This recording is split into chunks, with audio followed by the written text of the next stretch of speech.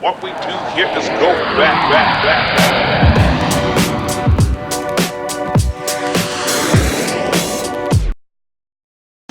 All right, ladies and gentlemen, can I ask you to please take your seats? And we're about to begin our panel. And although it's in your program as Just Misbehaving, I think today it would be more appropriate to call this one Surprise, Surprise, which I will allow our guests to explain more. Please welcome the singing voice of pizzazz, Ellen Bernfeld.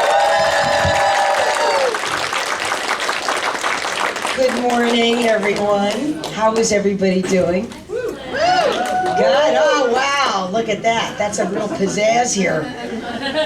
All right. So, what can I say? I'm still getting up. Me too.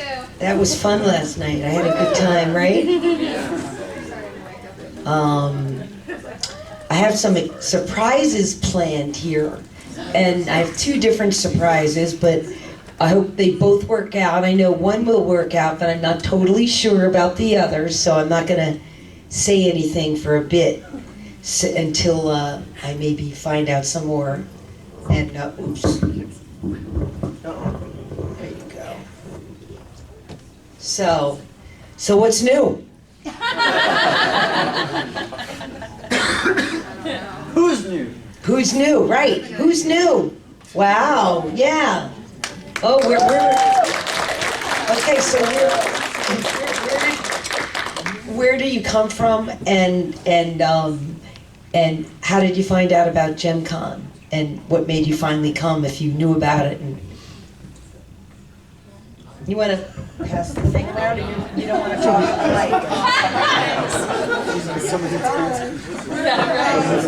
We're from about an hour and a half away. Oh, close. Yeah. Lyons, which is near Buffalo. Lyons? Or rather near Rochester. It's a tiny little town. And we found out about Jemcon because my fiance Amber is a huge Jem fan since she was a little girl, and she got me into it. And I started looking for like presents for her that were Jem related, and I wound up on the Jemcon Facebook page. Oh, okay. So then you found out about Jemcon. And that was 2 years ago now, and we were going to come to last year's convention in Cleveland, but we ended up having to turn our memberships into supporter memberships. Oh, sweet. Because we had a family emergency that year. Oh. But then this year, right after Jemcon happened last year, we found out that it was going to be in Buffalo, which was perfect for us because it was so much closer. So here we are. Great. Welcome. Anyone else any newbies want to share? Yeah. I'm from Ontario, Canada, so I found out about Jem on Facebook, and being a lifelong Jem fan, I just had to be here. So. Great. Yay for the Canadians!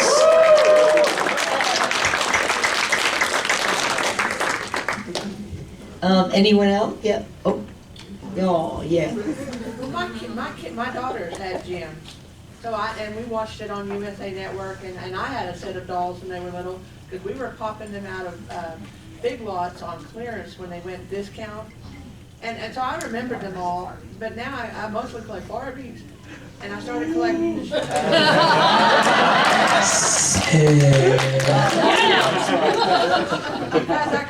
I just collect Stacy from my childhood. I have about 600 of her. Oh. And but I started collecting Darcy because I remembered the Jem dolls, and I picked a Darcy up, and I loved the size and the heft of that doll made by Kenner, and she was like the body prototype. They just took her over for Hasbro. And so I got to messing around on eBay, and I bought a whole set of all the Jem dolls, for a whole shelf in the curio because they're so pretty. Well, I didn't get into BarbieCon this year because it was the 60th anniversary, and everybody signed up early because it's going to be really good loot at that one. And I forgot, I was just farting around. And so I met him on the Darcy Facebook page because he knows everything about that. Oh. He designed the first two fashions for the first two Jemcons back when he was a high school boy. Oh. And some of them are out there on display. Really? So we got to talk. 15 years late arriving. Oh, that's great. That's okay. That's great. I'm whining about stupid BarbieCon. only 800 people, and he's like, well, we could go to Jemcon. And I'm like, what?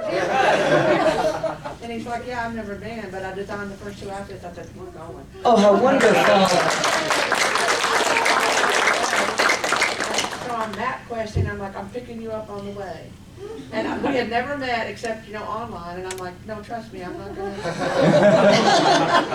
We've known each other about a year online. Oh, wonderful. But he knows everything about Jem and Darcy, and we've traded stuff back and forth. My mailman knows right where he lives.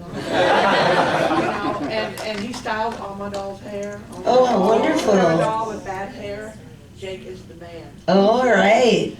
And here we are, and so now I'm nagging him. We're going to Minneapolis, fool.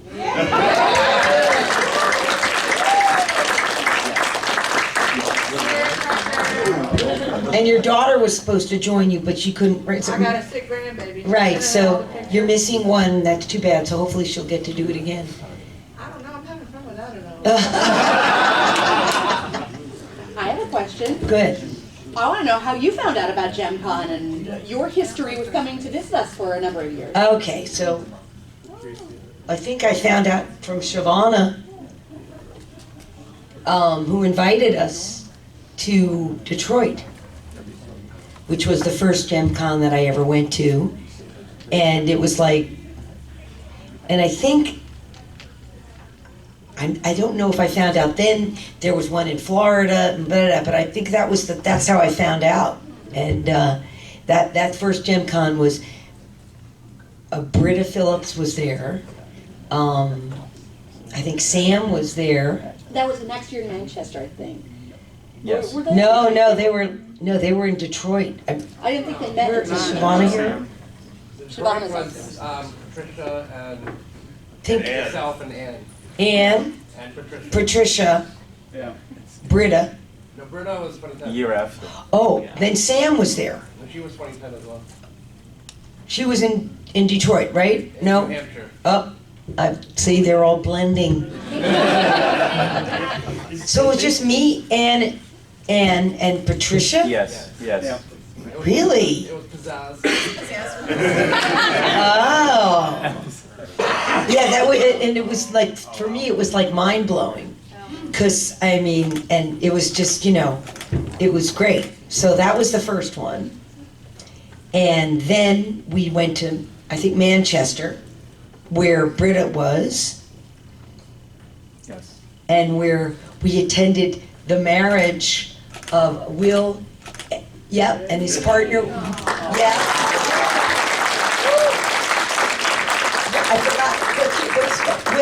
I forgot your name. Steve, Will and Steve. And I met the mayor on the street. There was this big street where the governor, he was campaigning. Remember that? Yeah. Okay, and that was Manchester, and then my mom didn't come to that. I want to say, so then after that, wait a minute. After that, there was Maine, Portland, and Ann came to Detroit and Manchester. Then there was Portland, and that's the first time I brought my mom, because we could. I brought my mom to Portland. We drove up, right, and then so like, I need your shirt. No, and then Toronto. And Ann did not come to that, but my mom came. And that was, all of them were fantastic, but the Toronto had this special feeling because we had to bring our passports, one, and then two, because there was, it was me and Sam and who else was there? I mean, Sam was there in Toronto. And Christy Marks, right? So, yes, yeah. So, but then at the end of the Jemcon, Mitzi Cream, Alana, organized a Jem burlesque show. Which is on sale. Which was so much fun. We went into Toronto to a club, and it was just phenomenal. So that was just an iconic Jem experience, Jemcon experience. Then we crashed, Ann and I and my mom crashed Philadelphia. Because we were driving distance, and there was something we had to do there, we wanted to do, so we just blended them. And then Albany. Right, which was great. That was in such an unusual hotel. The place was really unusual. Yeah, really unusual. And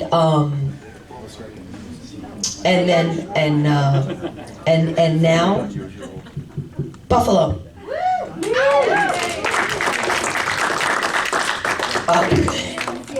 So I have a little surprise. I'm going to make a phone call. But let me just say, let me do this right now. So I'm going to make, this was like, I'm going to make a phone call to, Yes. I am talking to one of the Holograms and the Misfits on the phone. Did you get that, Flo? I can't believe it. Okay. And I am also talking to the singing voice of Kimber.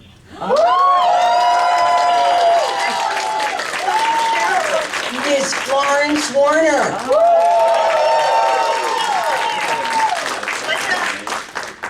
So you want to say hello, Flo? Hello, I am saying hello. Can you hear me? Yes. All right. Hi, guys. What's up?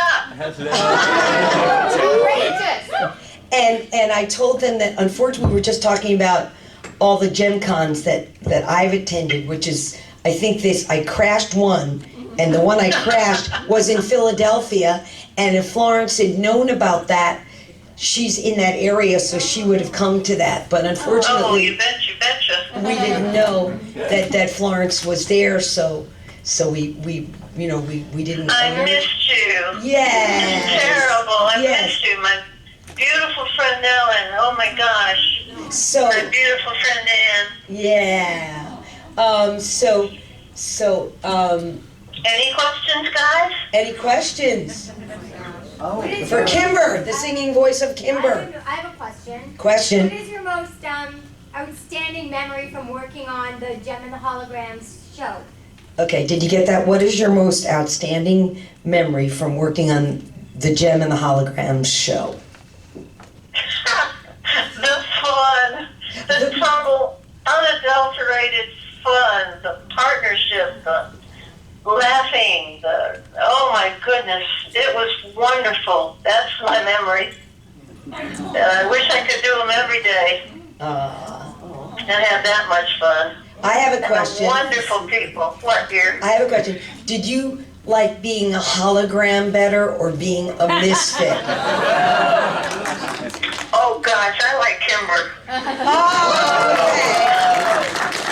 I really like Kimber. Do you remember now? Because I'm kind of I have Jem amnesia. So, do you remember the song you sang? I sang a wonderful piece Ann wrote called "I'm Okay," I'm okay. and that was one heck of a piece of music, and it was difficult. It was so interesting because it was not an easy piece to sing, and it gave you the freedom to do something. It gave me the freedom to be Kimber. Oh, how wonderful. And that was just the best. I can't tell you what it's like not to be hogtied. You just, here, sing this. Oh, God, it's great. It was wonderful. Wonderful. That was the best. Oh. And it's a beautiful writer. It was always such a pleasure. Anne is such a wonderful, beautiful writer and person. Brilliant. So. Oh, if we knew we were going to sing for Anne, everybody was like jumping up and down with joy. Oh God, it's Annie! Yay! It's gonna be wonderful. Yeah. Kimber is wonderful. Oh. Anne made Kimber. Yep. She Well, made her right there. Anne wrote all the greatest mostly the theme and just the greatest stuff. So. Yes, she did. Yes. But she made Kimber right there in that song. All right. How many I can't believe this is even happening, you guys. I think that Jem was probably one of the first women heroes, don't you?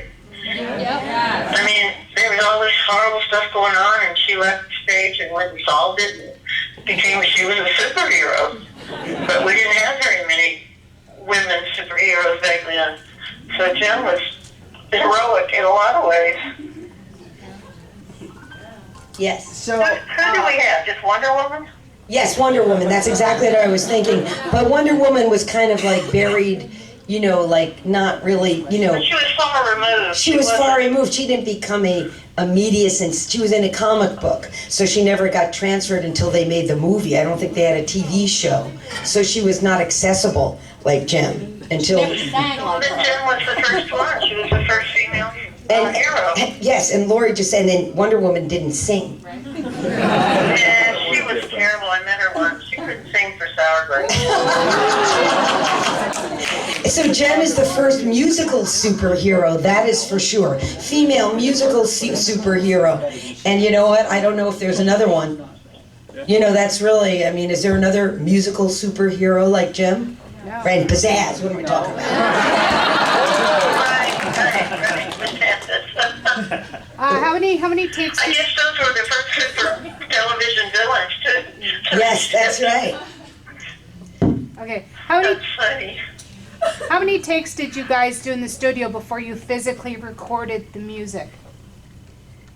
That's a question, hold on. How many takes did we do in the studio before we physically recorded the music? Let me just clarify, the music was recorded separate from the tracks were recorded separately.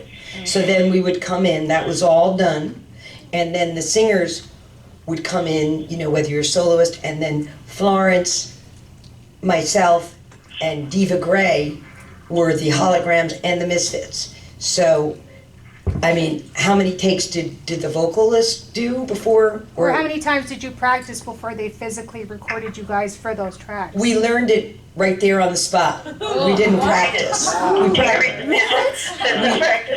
We learned our parts, or you know, Ann's a fabulous composer and arranger, so she had a vision and either parts written out, and then would also allow us to contribute and alter or whatever, or add.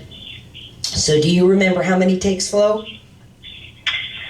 Oh, not very many for that song. No. But the thing is that everybody needs to think about the fact that every second you feel a little bit different, and every time you think about something you can think it a little bit different. So does this thought go with that thought better, or is this a good line, or... It's very strange, but Annie let you do whatever you wanted, so it didn't take very many for that song. Right. It just kind of fell out. It was great. She's talking about her own solo, and I would say, really, it would either 1, 2, or the most 3 takes. That's it. Because the harmony is so well written.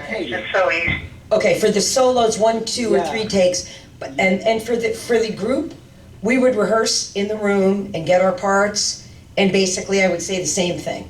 Wow. They didn't, you know, that's the whole thing about studio work. You have to be fast. Wow. Yeah, you gotta be fast. Well, but you gotta be perfect. You're right, fast and perfect. Right. There's no room for people that aren't the very, very best. And that was us, guys. We are the best. Florence is an incredible singer. She's just... Oh, let me just get this question and then we'll talk more about you. I didn't realize until I was an adult that the Holograms and Misfits background singers were the same group of people. So was it hard to switch gears? Oh, they sounded yeah, they're the same. Oh, yeah, yeah. What did they tell you? Say nastier? Yeah. Well, she said she didn't realize for years that the Holograms and the Misfits were the same people. So she said, was it hard to switch gears? Yeah, we had to just get mean. And catty and snacky and all those things that we all hate. Yeah, so perfect. Yeah, that's perfect. And hold on. Did either or both of you do more vocal work after Jem and the Holograms, doing voiceovers or? Right, that's what she said, did either of us do more vocal work after Jem and the Holograms or before? So that's what I was going to talk about. Ask Florence. Florence is an incredible singer with just a spectacular voice. Beautiful, as well as bluesy, but just really a great singer. Oh, she's great. Great singer. So, go on with you. You're absolutely every bit as good as I am. Yeah, well, whatever. I'm not talking about me. We're talking about you. So Flo, give us a little background, maybe about how you, your country roots, or you were in Nashville and you came to New York, and just some other things you did, maybe a little bit before and then after. Am I supposed to have country roots? No. Okay, because my parents were classical. My father was an opera singer at the Met, and my mother was a ballerina. And that kind of makes country music, well, what is that? So I had done my program, as they say, for the audition for the Met, and then I got signed to RCA Records and had a hit, and that kind of messed up everything. But on we go, and after that I got signed to where? CBS, and then I went to Hologram World and had the best time ever in Europe. Europe is a cat's pajamas. But the thing I did all along was studio work. I started in Atlanta when I was, 16, I guess. And I just did commercials until the cows came home, till the business went somewhere else. But that there were about 20 people in New York, including me and Ellen and Diva and the rest of us that worked. Nobody else was good enough, I hate to say it, but they weren't. And we were the ones that did all the work. So just about everything you heard was us, not just Jem and the Holograms and the Misfits. It was all us. And nobody else could do it. So, yes. That's all we can say. What was the hit that she had? It is hard, guys. It is so hard. There's no way to explain how hard it is. Somebody just asked, what was the hit that you had with RCA or one of the other labels? The hit here was something called In the Morning. I don't know, I was 17 or something. 17, right? Yeah. Yeah, or 18, I don't know. Yeah. And then some other hits. And Europe is interesting because you have a separate record for each country. So you'll have such and such hit in Portugal, and then you'll have another one in Germany, and one in France, one in England. It was like way cool. And of course the hotels were great. I didn't know that you auditioned for the Met. And if you did, if I heard that correctly, how old were you when you did that? Let's see, you're about 18. Wow. So well, you have to be, because when you have those E flats and Fs that were written, you lose them after a little bit of time.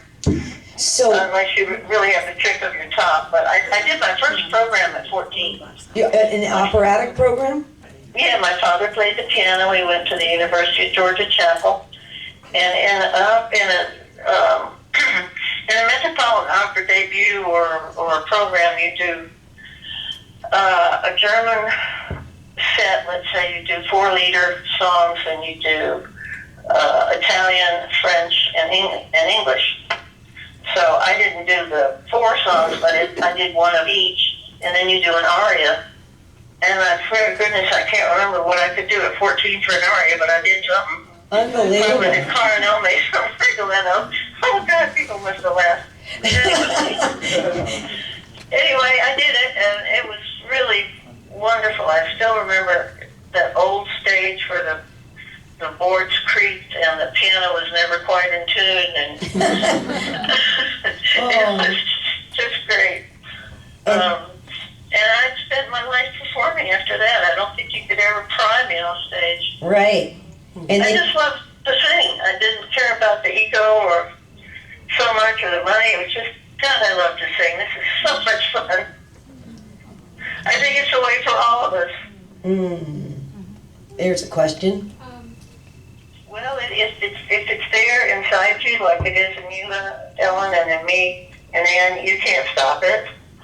There's no way to make a decision about it because you can't kind of be saying it. It's just there beating you to death. So it's like, okay, fine, I'll go. And so we did. We all did. We all ended up in New York. We all ended up with Jem, and heaven help us, here we are. Yep, we got a question here. Hold on. Tell us more about your song, Just Believe It. Just Believe It. Yeah. Is that a Kimber song? No, it's No, that's a song off a record. Oh, that's one of your songs. Okay, we have a question, a fan here who knows that song, and she asked, tell us more about your song, Just Believe It. Just Believe It. Which album was that? The white one or the black one? Which album? Do you know the white one or the black one? No, I just remember seeing a Kimber. That's the last one there. She saw a Kimber mashup of it on YouTube. It was the song synced to clips of Kimber and Stormer. Just Believe It. Yeah, hold on. Somebody took the audio from the Florence Florence, song, somebody took your song. and they put images of. Oh, really? And they put images of Kimber on YouTube, so you have to go look for it. You have to go look for it. I think The thing is that I found an totally album illegal. called Just Believe that's It. right. That's right. Go ahead. The thing, I did find an album that she released in Holland, by the way. Oh. It's called Just Believe It, but we couldn't find the song Just Believe It in the album. Okay, what's your name? Davide, yeah. Davide from Italy, he's from Italy who lives in London, who came. There's people here from the Netherlands, Holland, and there's another gentleman here from Italy as well. So, Okay, that's where Hologram World is, there in Hilversum. okay, so the question In was, Holland. oh yeah, okay, so the question was again, Yeah, I mean, where so, well, maybe she. they found an album of yours called Just Believe It. called Just Believe It. But the song Just Believe It is not in it. But the song Just Believe It was not on the album for some strange reason. So we're trying to find where is this song? Oh man. So we don't know how. That is He like, must have been drinking. He must have been drinking. who knows? I don't Oh my know. God. Or they released I it. don't know where it is. Yeah, it's somewhere like in Hologram's got it. near Mars. Okay. Yeah, Hologram won't give it up. that's right. I don't know. I guess we could go buy those tapes if we wanted. Yeah, maybe. It's funny that Flo mentioned about singing and stuff because that's what Jem got me into was music. Right. So listening to the tapes and the karaoke tracks and remembering the words, and that's what got me as a singer was because of Jem. Yes, because somebody just said it's wonderful to hear about your singing career because one of the audience members here, Jem got her into singing and music as a young person, Yeah, child. 10, Yes, 10. 10, because of the great music that was part of the show. That's right. Yeah. Oh, God bless you. That's great. Don't ever give it up. It's horrible. It'll try to kill you. I mean, the music business itself is just awful. But don't let them win. Yeah, Ho, you got another one here? Yes, and when you sang I'm Okay, you sang both parts of Kimber and Stormer? When you sang I'm Okay, did you sing both parts of Kimber and Stormer? Did we do that? I don't know. No, Stormer was someone else. Stormer was someone else. It was Lanny Groves. Might have been you. Lanny Groves. I think it was you. No, Stormer was Lanny Groves. Somebody knows this. Oh, that's right. Of course he knows. Oh my, that's a long time ago. Never story the phrase, never finished one. Right. Here we go, another question. How did Florence get involved with Jem? Was that through you or? Probably through Anne. question was, how did you get involved with Jem? Well, Ann thought of it, right? Right. So, And put the, I think Ann probably. I mean, yeah. and that's Yeah, I was. because Ann thought in her own mind who she wanted to be these characters. That's and right. she picked us. That's right.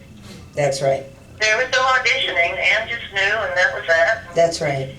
And she knew I could do Kimber. She knew you were Jem, and that was that. Yeah, no, I was pizzazz. You're a female hero.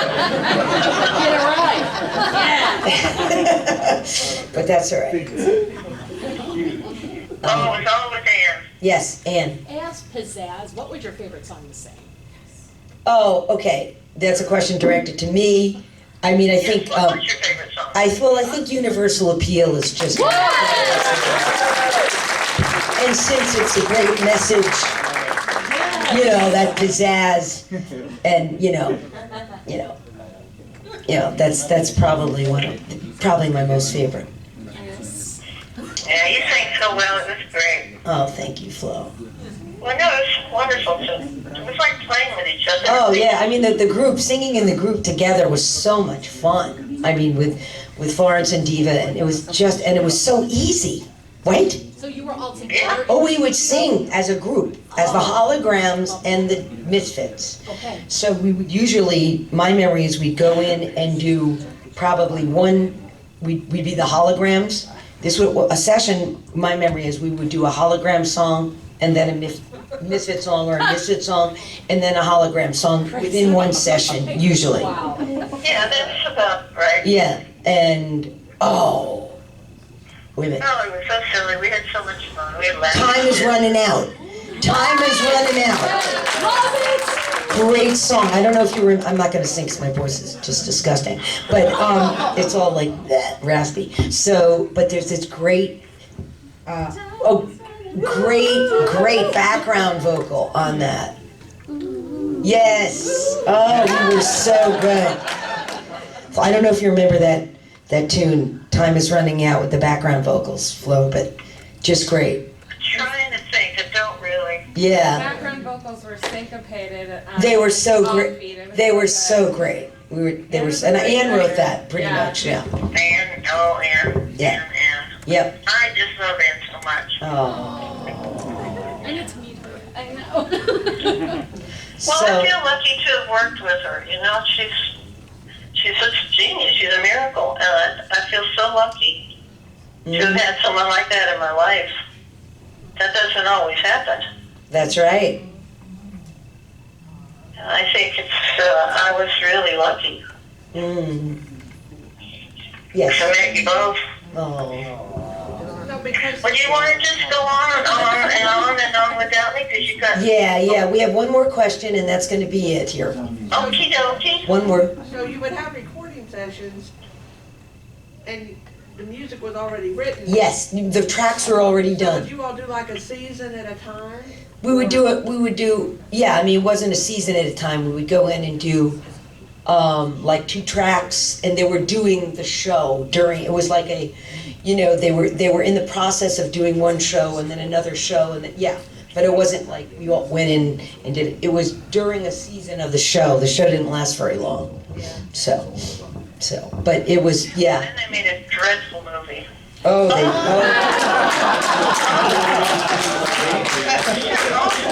Yeah, they did. Yes, they did. They weren't thinking. They weren't thinking, No, they weren't. and they didn't use any of the music. No. So they made a big mistake. They made a mess. They did. They made a big mistake. That's all right. We'll keep it safe. Yeah, they could. They possibly could have ruined it even if they used the music. So maybe it's would have been much better, but who knows, So now it's pure. We know. Kind of. So, Flo, all right. Well, this has been so wonderful. Let's. Oh, it's been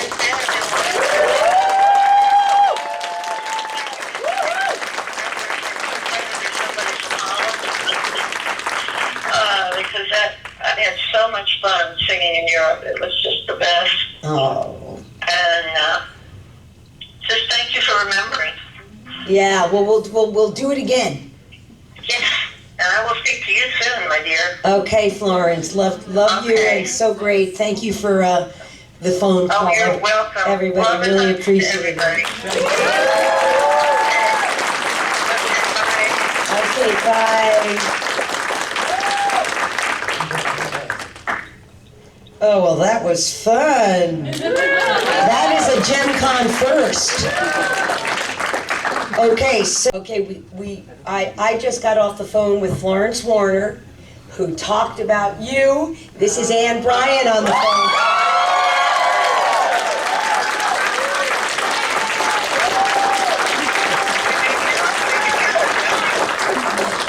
And she sung your praises, and she, yeah, just, so say hello, here we are. It's beautiful here. Oh, it's beautiful, yeah, it's beautiful out. Well, I've never been to Buffalo, so maybe sometime I will. So what's going on the schedule for Jemcon? Well, you're on right now. And does anybody want to ask me anything? Yeah, hold on. How long did Sorry, I'm not there. I couldn't do it this time, but maybe next year. Okay. Sometime in the future. So how long did it take to compose each song? How long did it take to compose each song? A few minutes. No, it really takes a few minutes when you're writing a song. Barry Harmon wrote wonderful lyrics, and at the beginning, we were very restricted to like a 1-minute song, which is a hard thing to do. And Barry was a marvelous theater writer. This is, the Gem Show really is musical theater, where the song advances the story. So Barry wrote full lyrics, and so they had to be trimmed, but everything was there that you needed to trim them into the essence of the song that did the job. So I think that took a few minutes to look at what I could excise, and I'm sure Fort Kidder had the same thing, what could be excised to make the song into a 1-minute song. And it was, and after that, after I knew what the lyric was, and I already had a sense of the feeling and the script and where we were going, it was just a matter of kind of checking in and what do I hear, and writing it down. So I'd say it's really just a few minutes, but overall about a half hour to write the song. And then you had to do the arrangement, though. That takes longer. That takes longer, yes. Yeah, because it's, in the beginning, I think we wrote more for live horns, and even, I think we even had strings at some point. And then synthesizers, which were really still pretty primitive back then. We'd have a programmer come in, and I would write his parts. But they were expert in all of the difficulties that everybody had working with synthesizers at that point. Sometimes they just wouldn't work. I mean, they were really temperamental, and they were, sometimes one plug, but there were lots of plugs. And they were very large. And they were very large. It was a big deal to ship them. It cost $400 just to deliver them to the studio. It was difficult that way. So a programmer, among other things, besides programming, knows how to troubleshoot. If there's a problem and everything's plugged in, we're ready to go, okay, play it, and there's no sound, it's called a no sound event, they know how to troubleshoot all the particular wires and buttons that could possibly cause a problem faster than anybody else. So that's why we used programmers at that point. They got easier to work a few years later, but then they were difficult. So the arrangement, I wrote an arrangement just like I would write for an orchestra. I wrote an arrangement on everything and wrote all the parts, even if we used the synthesizer player who played the part. And I would say about an hour and a half on the Jem arrangements. I always did 2 when I first woke up in the morning. Between 6 a.m. and 9 a.m. And, I was fast, and it was very clear what we needed to do. So, but the studio, the whole studio day to record the music was a good 8 hours, to do an episode, which was 3 songs, would be 2.5 days in the studio. Could be, basically 2 10, 11-hour sessions, or 2 8-hour sessions and then a morning session, for half day. So it was a big deal to produce Jem arrangements. And the band would come in, and then the synthesizer player would come in, and then the singers would come in. So that's how it worked. It was a lot. It was a lot. I never had lunch. My idea for lunch was, because I was all in on every part of it, my idea for lunch was another cup of coffee. We have a question here. We had great fun, everybody was into it. It was really neat. What was her favorite piece of music that she worked on for Jem? Okay, what's your favorite or one of your favorite pieces of music that you composed and arranged, etc. during the Jem show? Okay, I can really answer that because I like the theme a lot. The original theme. Which I hold on, I did my derivative version of last night, and he loved it. Oh yeah, they loved it. So, okay, so. I liked it too. Okay, good, that's good. Other than the theme, I think I can give you a little history with this unless I'm talking too much. No. There was a point in the 1 minute song part, after we'd done about 9 episodes or something like that, that I was on this conference call with Joe Bacall and for Kinder, said, Joe thinks the songs are starting to sound alike. And I took a deep breath and I said, listen, Joe, here's the story. And he was Joe Bacall is a great creative director, and very musically astute. And I said, here's the story, Joe. I can do any kind of arrangement you need, any style. But the problem is that we're put into this 1 minute time frame, and all the tempos are the same. The singers have to be the same. The keys are the same. We're having to everything's so fast that I can't vary it but so much. I've done every variation I could possibly think of. I think the problem is that we should have longer for the songs. A minute 20, a minute and a half, you can express an entire song. And the difference between that and a full-length song either in the radio is basically repeats. And I said, and he said, well, it's successful, I can give you that. And I said, great. And I said, I have another idea, which is let me write intros. You can use them as a warm-up, as the song's about to start, and to become part of your background, to build to the song when the song begins. So I started writing intros, and it was a smart thing because it saved them money for background scoring and was actually very pertinent to the song that was about to come. So when that happened, it was the first time they picked, Ford and I both wrote a version. It was the first time I ever got picked for a Pizzazz song, and that was called Universal Appeal. Yeah, and we had longer, and it was very different from the other ones that had preceded it because those were all like na-na-na-na-na kind of songs. Universal Appeal had a larger kind of. I love the Pizzazz. Great song. Great bass line. Somebody said great bass line. Somebody just said universe great bass line. Oh, I really like that. That was great. Yes. By the way, a very great vocal performance from you. And what I liked about it, and you got it, because you got such incredible instinct, was what I felt all along. I was so happy when we presented Don't Ask Questions, your song, when I presented it to Joe, and Joe said, "Oh, Ellen Bernfeld has that beautiful voice. She can't sing a character like Pizzazz." And I said, "You want to bet?" And he said, "Oh my God, I didn't know she could do that." And then you got that role, of course, you go based on your own song. And I said, "This is my dream. I wanted Pizzazz to be a great singer, and I wanted her to lose only on the kind of moral grounds, not because she didn't have good stuff. In other words, not that Jem was a great singer and Pizzazz was a bad singer. No, Pizzazz had to have real stuff, because when you really look at the character of both of them, Pizzazz had a lot of psychological material to work with. She lost her mother too. And her father, she lost loved him too. He'd give her a check and say, go play in traffic, you know. Neither of them, both characters had no parents, really. And I thought that, you know, that she really had stuff and should have stuff. It should be a real competition, you know, of talented, two talented women. And so when I got you, I was thrilled.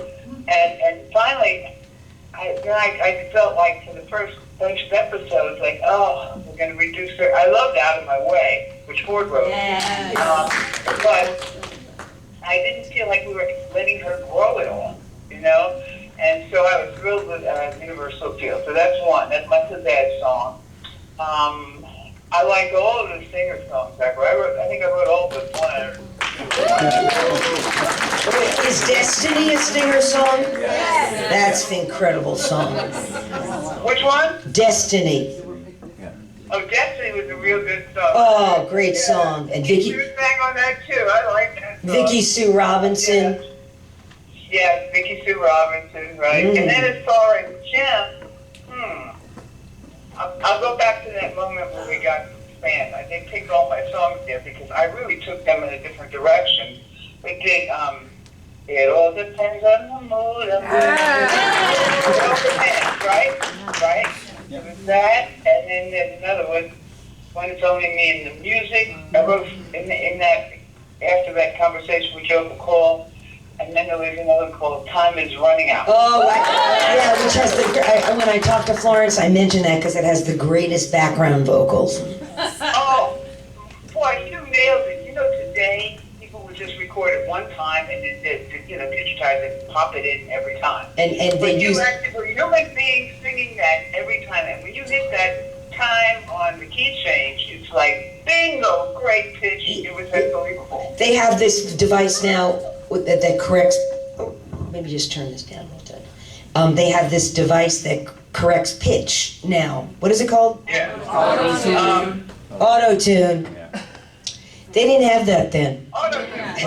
You had to have talent. Yeah, this was the real deal. Yeah, they were doing these like three incredible singers. And supposedly everybody uses auto-tune now. So like, maybe even Barbara Streisand uses auto-tune because, like, live recordings. Because like people like it's like infiltrated like everything. So you could be an incredible singer, but you're still using auto-tune because it's weird. The world is weird. There's a lot of talk about pitch. You know, being sharp, black, right. And. Like Miles Davis, a great trumpet player, right? Jazz great. He liked to play under the pitch. He thought his playing flat was him, you know, and he played just under the pitch, and it had an effect. Oh yeah, it's great. Right, and you know, it's the same thing with metric time. You know, you can sing everything precisely on the beat like that, but you can sing everything precisely on the beat. You know, and you're actually hopping on the beat or laying back from it, and it's more relatable. It's more human. And I think things like auto-tune could be necessary and helpful, where somebody does a great vocal and can't seem to nail something. I guess you... No, it can be helpful. And I don't really know about, I have to correct this, I don't know if Barbara Streisand uses auto-tune. Really, I have no idea. She's such a fantastic singer. I have no idea. But it was like a friend of mine ended up using it because she recorded something live and wanted to put it on a video, and basically a few things were not right, so she was able to correct them. And she worked with this fantastic young engineer who does a lot of professional work, and he's the one that told her everybody uses auto-tune. So I have to correct that and apologize to Barbara Streisand. Okay. Where you do really benefit, even a great singer. You know, when you're singing live, there's people, there's all kinds of stuff going on. Live. You hear yourself well. You know, that's to correct something like that to put on a video. That makes sense. Yes. Yeah. Yeah. But you know, we had the best there was. I mean, our band, our singers. Well. Oh, we have a question. Where's father? Huh? Peter Phillips. Okay. And one more thing about musicians. Peter Phillips, who I always considered my ringer. I love Peter. I've known him. That's Britta Phillips' father. Right. He's the best studio pianist I ever worked with, and he was on all my sessions. I think he missed maybe 3. Jem's father. In 20 years, 25 years, something like that. And he was such a great pianist. I had such good communication with him. I could just look over and give him a small look, and he got it. In the tiniest gesture, we were very in sync. But I said to Peter, sometimes into the Jem show, we were just about a quarter of the way through, and I said, Peter, I have an extra synthesizer set up that's cluttering up my house. And I find some new things that I need. And would you like to take it? Because I wish you would take this, study the manuals, and learn these synthesizers, because they're electronic equipment. The man is a great musician. He just had to learn the stuff for operating the machine. And I said, because I would be pleased if you were the synthesizer player.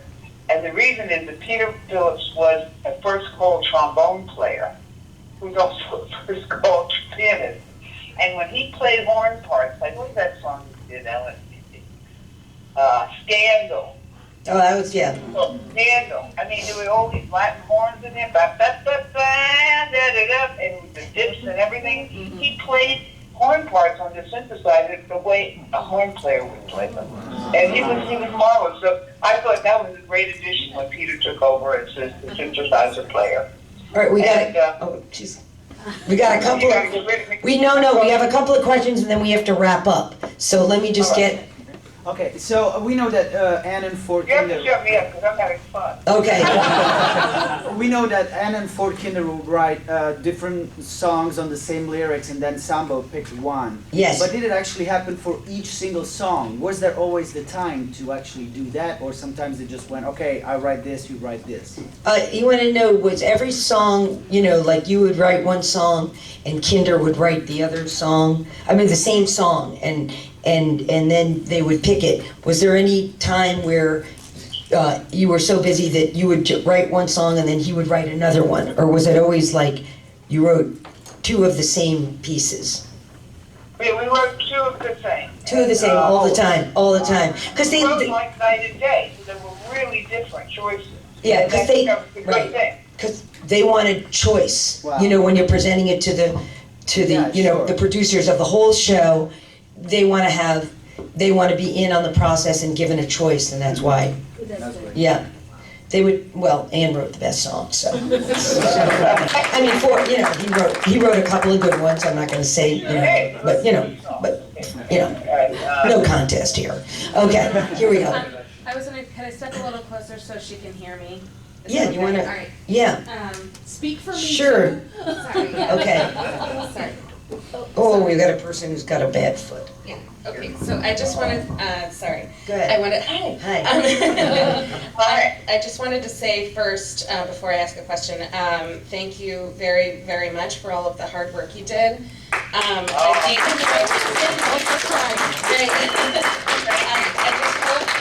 I would like you to know, like, I'm sure you may realize this, maybe not, but by round of applause, how many people in this room, just in this room, became musicians because of the music you heard on Jem?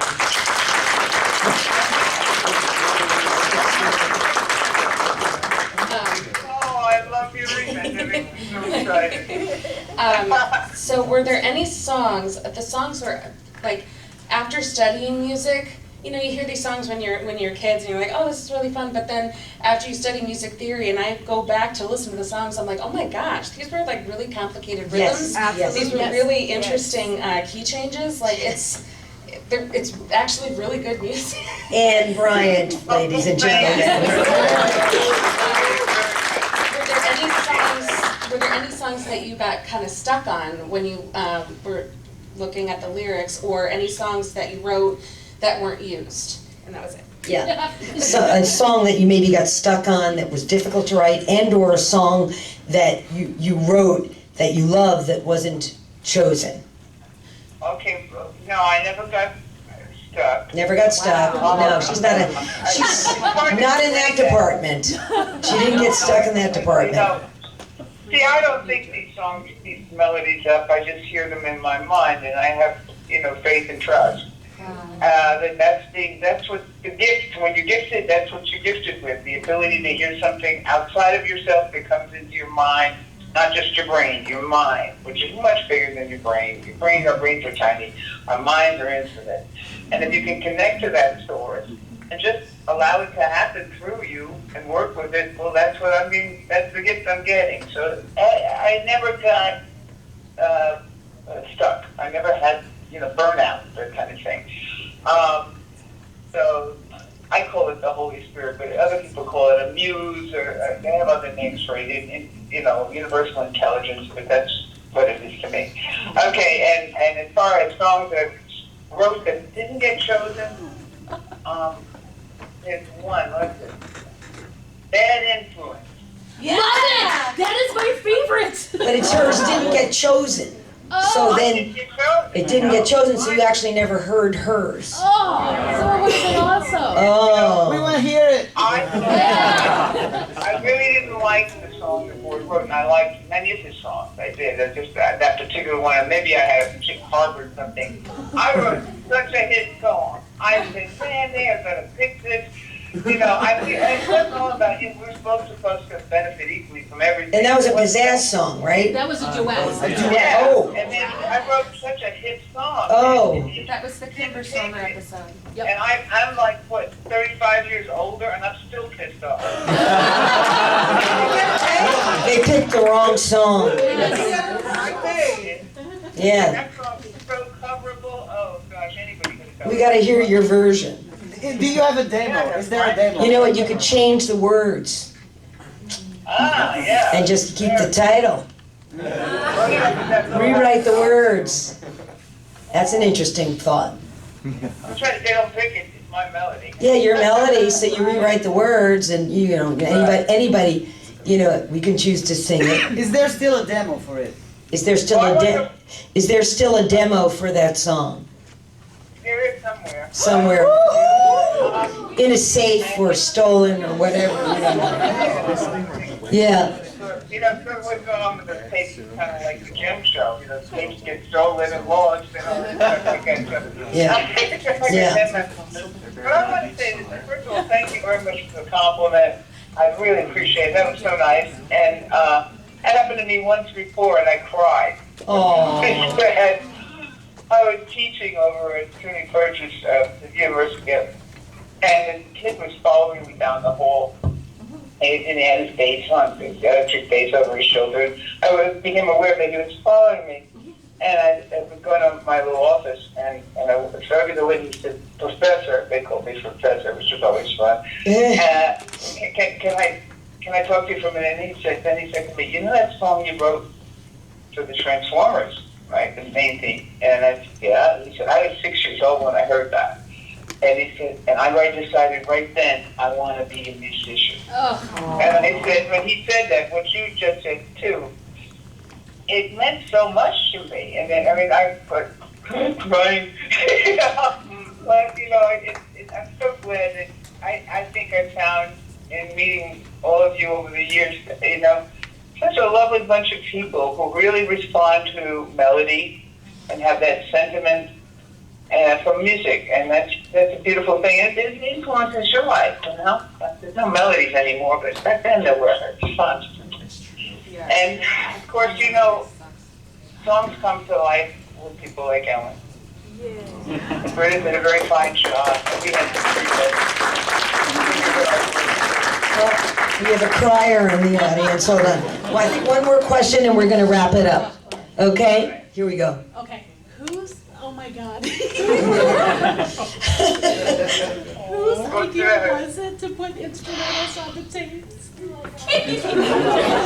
Shut up, instrumentals on the tape. The instrumentals changed everything with music for me when I was 5 years old, because I got to Here, whose idea was it to put instrumentals on the tapes? Yeah, such a sad. Because this person, the instrumentals changed It changed how I it changed how she listened to music. Yes. Because she heard the arrangements, is what happened. Your arrangements got to be featured. Rather, without the voice, which is, especially for a kid, is distracting. Or you're not distracting, you're focusing on that. So you're hearing the voice, but then when the voice is removed, all of a sudden, she heard all different things and heard arrangements, and that was really life-changing for her, to hear your incredible arrangements. What? I love it. Well, I mean, whose idea was it? I think the idea was not, for musical education or inspiration. I think the idea was to give away those cassettes. You're talking about those premium cassettes. Yeah, the premium cassettes. Yeah. Yes. The idea was to make them longer. Yeah. That's brilliant. To get more. Get more bang for your buck. Yeah, that's right. More bang for your buck. But I didn't know they did. I had forgotten that they did that. It's really nice. Interesting. Oh, nobody ever gave me any of those things. No. I don't think I have mine anymore. All right, we're Anymore. I think we're getting to the end of this, so we're gonna say wrap it up, and thank you very much for.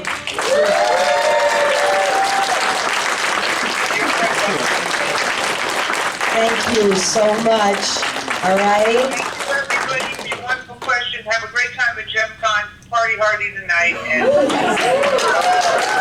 And Florence sends you her love. Oh, okay, I can call her. Okay, all right, okay. Such a wonderful thing. Yes. All right, bye. All right, can we give a big round of applause to Ellen Bernfeld for making